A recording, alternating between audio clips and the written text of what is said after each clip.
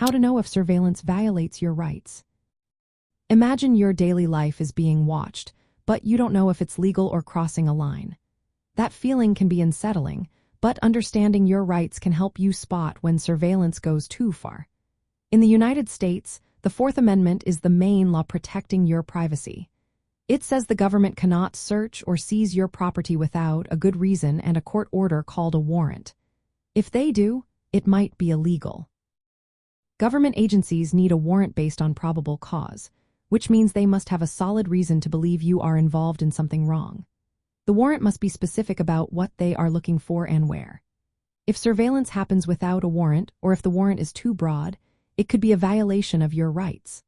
Laws like the Foreign Intelligence Surveillance Act and the USA PATRIOT Act give some powers to authorities, especially for national security, but they still have limits.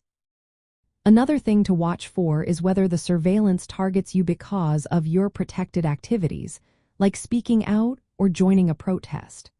Laws prevent spying just because you exercise your First Amendment rights.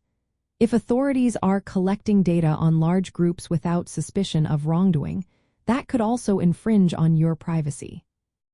Transparency is key. Usually, you should be notified if your communications are being monitored, but sometimes, especially in security cases, you might not know.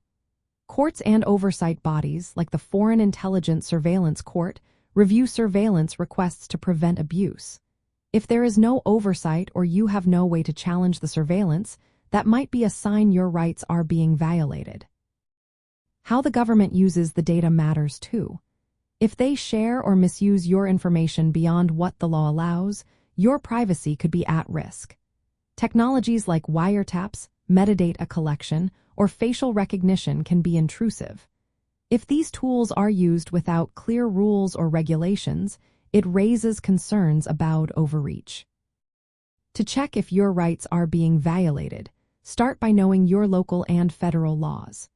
If you notice unexplained monitoring of your calls, emails, or social media, or if you find your data accessed without your permission, that could be a red flag. Consulting a legal expert or civil liberties organization can help you understand if your surveillance was lawful. Supporting policies that demand transparency and accountability from government agencies is another way to protect your rights.